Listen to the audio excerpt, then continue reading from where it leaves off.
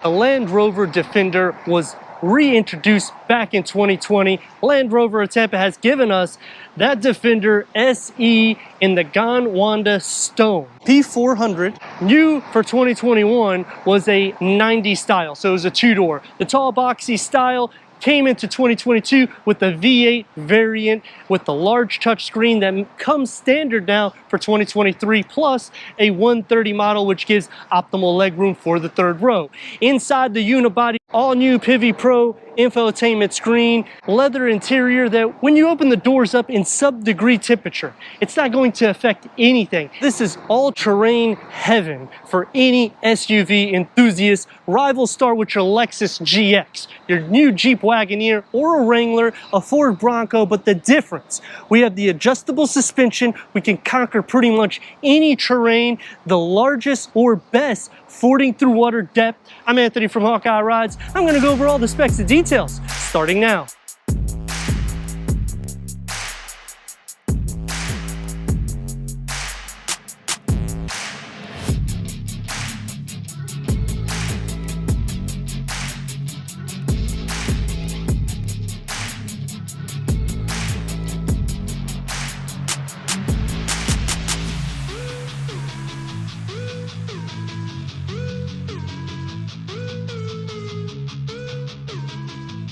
The Land Rover Defender P400 110 is a unibody construction, whereas all the competition more or less is a body on frame, but that's going to be a more smooth drive. LED headlamps and daytime runnings, your LED fog lamps, front parking sensors, 360-degree camera, Defender badging, blacked out. Approach angle 31 degrees, fording depth 35.4 because we have the air suspension. If you did not have that, it would be 33.4 and it would not be the best, but this is 20-inch 5-spoke satin gray wheels. Behind these wheels, you got a disc reading at 13.7 inches, it's ventilated. The rear at 12.8 inches, ventilated. Four-wheel independent suspension, air suspension, a length at 187.3, a wheelbase 101.9 inches. The 110 represents four-door.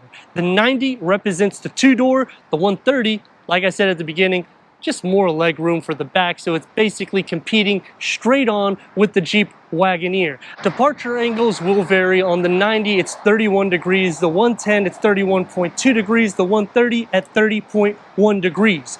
Going inside to your cargo, it's going to be a heavier door, but it opens up very seamless and all the way to a 90-degree. Cargo starting at 27.1 cubic feet. Storage underneath the floor, flip fold bench to a 40-20-40 split, increasing the cargo to 66.2 cubic feet, towing over 8,200 pounds, which the Jeep Wagoneer will be the best in class. However, this one is going to pack more performance on every single use. P400 with nearly 400 horsepower, turbo, inline six. Let's go inside, start it up so you can hear that exhaust note.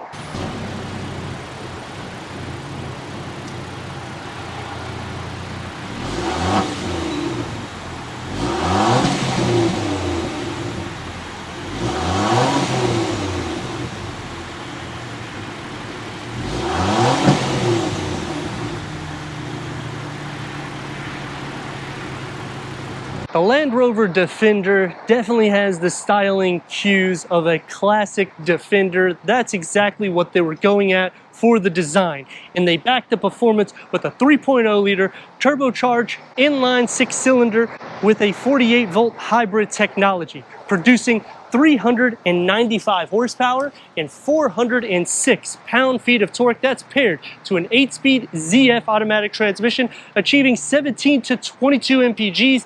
That's good for a 0 to 60 in the low 6 seconds with a quarter mile under 15 seconds. The air suspension, this raises to nearly 12 inches. So if you really want a smooth drive, you don't need to look any further. Let me know in the comments what you think about the 2020 Land Rover Defender SE P400 as we go into the interior, go over the tech, and take this for our test run. Entering inside the Land Rover Defender SE 110 with headroom starting at 40.6 inches. Legroom 39.1 inches, 12-way power adjustment bucket front seats. They're leather wrapped in the ebony over ebony. dashboard is going to have these soft materials right in here. Otherwise, everyday use materials, your air vents are on the top part, which makes it separate from the dash, giving almost a two-tier, a large storage pocket with the Defender badging, your infotainment screen with the Pivi Pro, and then you got your dual climate control settings right here, which are also very unique. So when you push onto this, this will change the speed for your AC fan. When you push onto this, this will change your terrain response, which you can see there in the gauge cluster. You have a lot of different maneuverabilities in this vehicle. So you can do your wading, your rock crawl, sand, mud ruts, grass, gravel, snow, comfort, and eco. Push back into that. When you push it in, that's for your ventilated and heated seats. Otherwise, now you got your dual climate control. So I like that it's minimalistic and it's simple use as well. To raise and lower the suspension to make it where you can just really go off-roading. The 8-speed ZF automatic transmission housing the 10.1 Pivi Pro with navigation. So we have the pinch, we have the swipe, click into the home button. Now you have your 3 wedges, slide that over and it'll go one by one, or if you go fast you can go even further. Put it into reverse and we have a 360-degree reverse camera, full trajectory, and you have an off-roading camera that would be right here in the front. So you can just switch that onto the fly. You can also click onto these little camera pivots here, so that way you can see even more detail. Nice thing about the cup holders is it also has an area that you can cover them up to have more storage space. Open it up, 16.9 ounce fits without any issue. I would say maybe a 20. You have your wireless charging pad, open up inside, and you got your refrigerator that can fit 4 16.9 ounce. You can also turn it off if you like, but it's something that I would definitely use if I'm taking it off-road, and it's going to be more firm drive for your everyday use. You have your pass-through and more storage ports right here, USB, USB-C, 12 volt. You get another USB right here, and you can go behind the infotainment screen to put any papers you want. Landrover Defender 4-spoke steering wheel, leather wrap, multi-function and multi-functionality for your buttons. I do like that, giving that minimalistic look on the steering wheel. It will make it a little bit more fun use whenever you're doing anything through your infotainment screen. You have your navigation. This is a digital reader, and you can change the layout. So if you want to put that 4x4 information, you could do so, and now you have it right there, and it is live. The door panel has the soft materials pretty much everywhere, and I like how they expose the screws to give that retro rugged image. One touch up and down for your windows, memory seats for the driver. This here indicates if somebody's coming when you open the door. Meridian sound system between 10 and 14 speakers. Storage is large for your everyday use. Digital rear view mirror, flip it back, and you got your regular mirror. But something that I would definitely just leave it the way it is. A large panel moonroof that goes all the way to the back seats, and it is pretty wide too, so I like that because this is a open box shape with your Safari windows in the rear. For the back seats, I'm at 40.4 inches of headroom, 39.1 inches of legroom. This is a box shape. We have a lot of room back here. Elbows are going to be more sport. 16.9 ounce will fit. Behind the front seats, you have a USB port here. You have some connectivity that you could put these racks for your clothing or an iPad.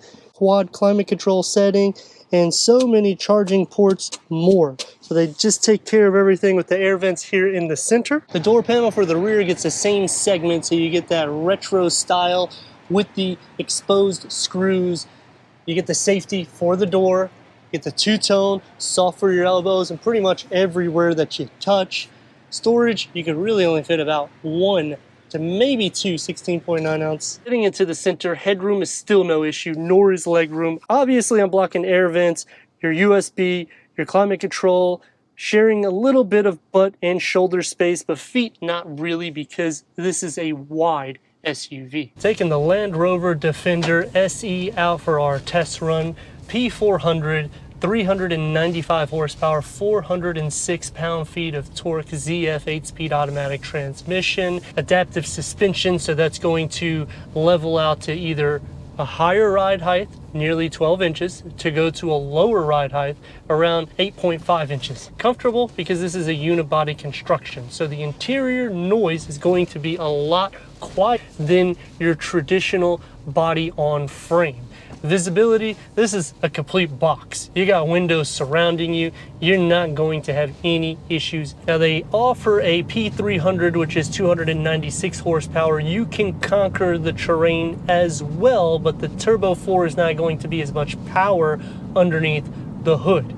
Towing capacity payload is also the same in both engine variants. As for the brakes, this is a box, so don't go too crazy, but it does have good brakes. As you saw, it nearly flew through the windscreen. Turn radius at more or less a stop point is going to get about 2 in a part lane. Rock and roll a bit.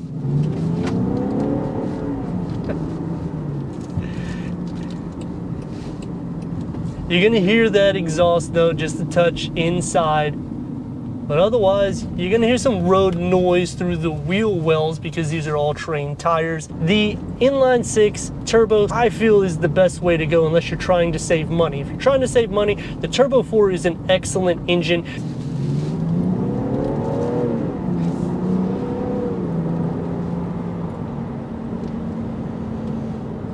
It's a fun vehicle.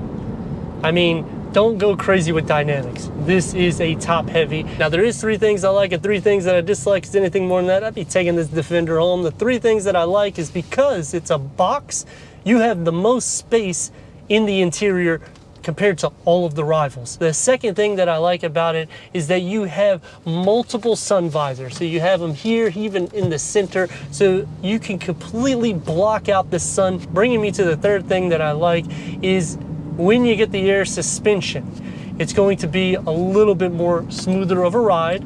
And with this engine, look, you're gonna keep up with traffic without any issues. 3 things that I dislike about the vehicle is the way these air vents are pivoted. They are on top of the dashboard. So what happens is you actually lose a little bit of air because you have to move it this way or that way. So if you have it completely down like this, it's almost as if it's off and you don't even feel it. The second thing that I dislike about the vehicle, love the minimalistic look, don't get me wrong, but on the flip side to it, it takes away from the driver focus. Because when you push on these buttons, you have to actually look. Also, slower process. When you click onto the driver one, look, I've only moved 3, but I click 4. You have to actually wait for it to catch up for you.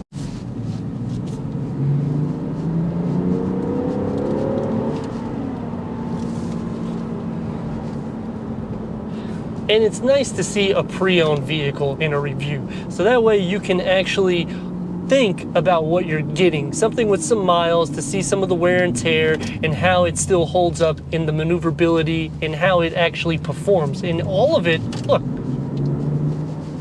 it's still practically a brand new vehicle. Get it certified, you don't have to worry.